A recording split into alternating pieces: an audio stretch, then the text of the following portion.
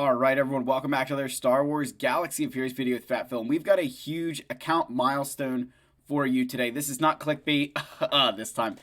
So I'm very excited. This is something that has been a long time coming for my account. I want to share it with you guys in a video because it is an important thing.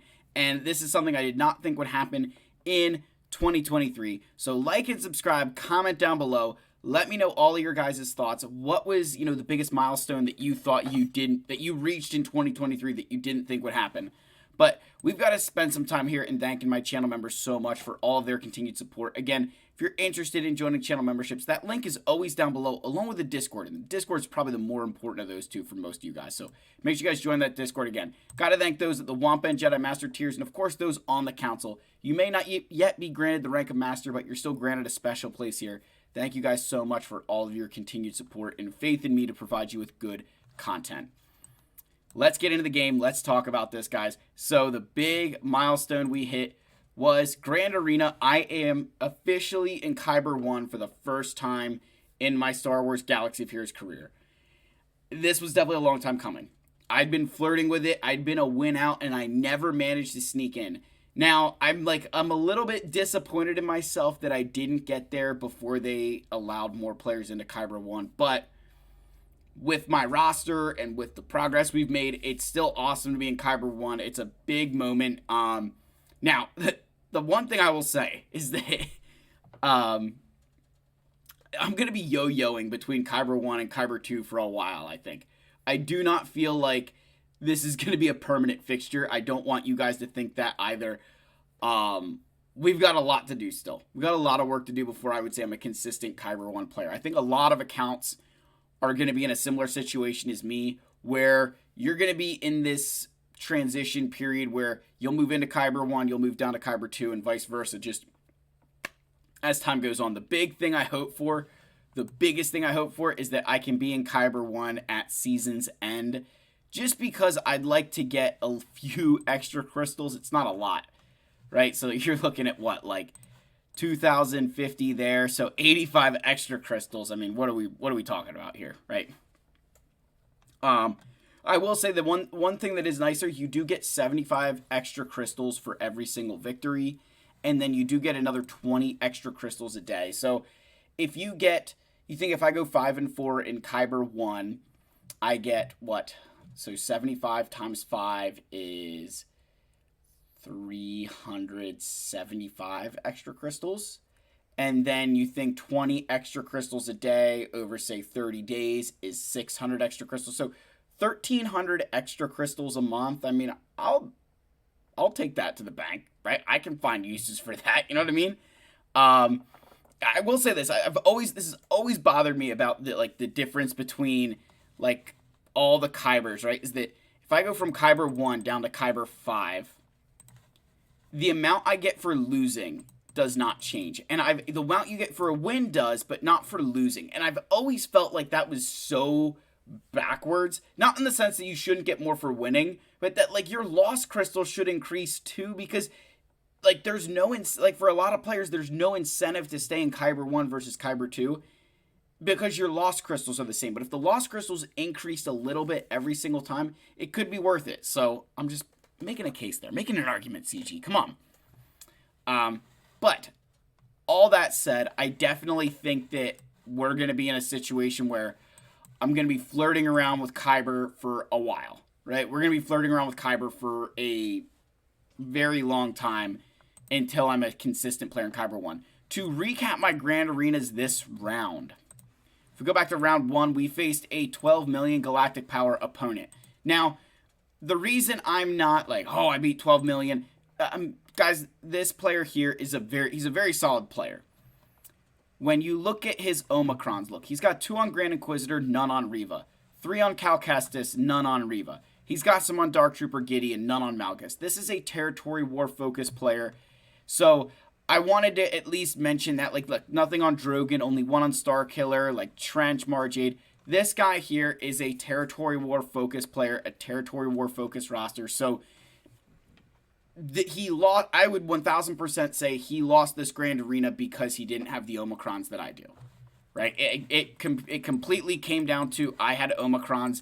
that he did not have. If we go to his unaligned force users, just to further prove a point, he doesn't have Malicos even unlocked, but he has Dark Trooper Gideon. So that tells you that this guy truly cares much more so about Territory Wars than he does Grand Arena. So, again, grain of salt here in this match, and I still, even with my advantage in Omicrons, I wasn't able to clear his Jabba, unfortunately.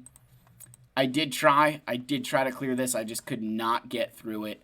But we did win out. He did 2 attacks. He attacked once here, lost, which this is probably a bad batch, and I lose that at times too. It's such a toss-up. But then my Leia held, and that kind of, I think, sealed his fate there. So, very, very pleased overall to at least get the win, right? Again, we're not going to brag about, oh, he had all this GP. Like, he doesn't have the Omicrons, and the Omicrons make a huge difference. If he had the same number of Omicrons as me, he'd have cleaned my clock. Then we went on to face one Pummel here in the last round. They actually had less galactic power than me, and I was a little bit nervous going in because you see somebody with less GP than you, less GLs, they've got to be a really, really solid player to get to this point in Kyber, right? You don't get there by accident. So we were able to do the full clear on them. I made one silly mistake against this Commander Luke team. I tried Bam, Han, and Chewie, and I got their Chewpio out, and then CLS and C-3PO just destroyed me. So that was unfortunate. But otherwise, very cleanly through. Got really dicey around their Galactic Legends Ray. Got very dicey here. My Palpatine had like a slither of health left. I was able to get through. I did not stream either of these 2 GACs, by the way. I did them just when I had time. As far as my opponent, he did an attack up here against Jabba and won. I would assume that was Dr. Aphra. He did have Dr. Aphra, and with that Datacron right now, that's a huge difference maker. But unfortunately, wasn't able to clear my Leia, and that, I think, again, sealed his fate. And that's something that I think I'm going to have to come to terms with is that, and again, he did have Leia, but no Drogon Datacron. Also no ultimate, so I was able to, get through that fairly well. And this is going to be, I think, a common theme you'll see a lot in Grand Arenas is Leia being that difference maker between people being successful and people not being successful. Similar to the Lord Vader situation. If you guys remember back when the Lord Vader Dodgecron was around, a lot of players who had Lord Vader saw their Grand Arena ranks skyrocket because nobody could beat their Lord Vader with that Dodge Datacron.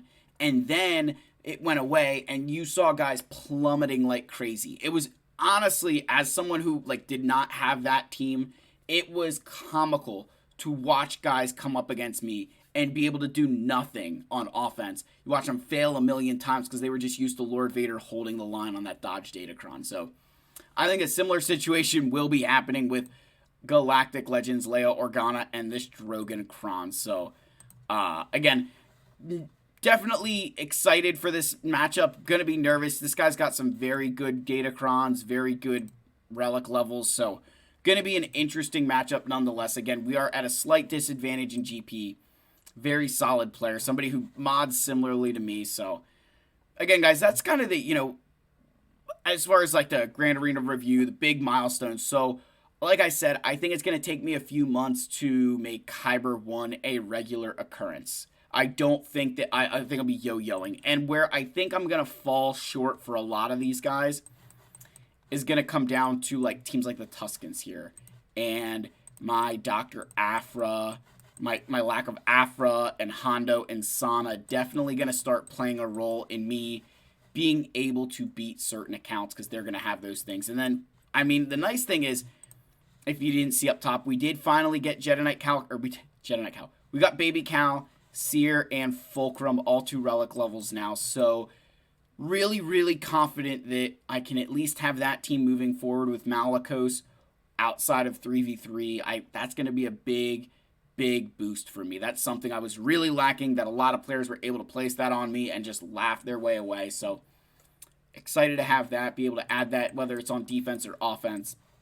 But at the end of the day, guys, this account is continuing to surprise me. Regardless of if the change was going to happen or not, I didn't think we'd be hitting Kyber 1 in 2023. So, super cool to at least finally get there.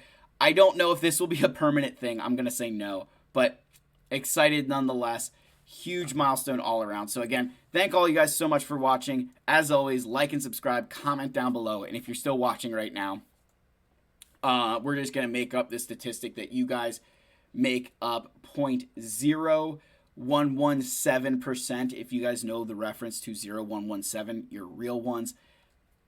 Right now, down in the comments, go ahead. Wampa is king. Love all of you. May the force be with you. And I'll see you in the next one. Cheers.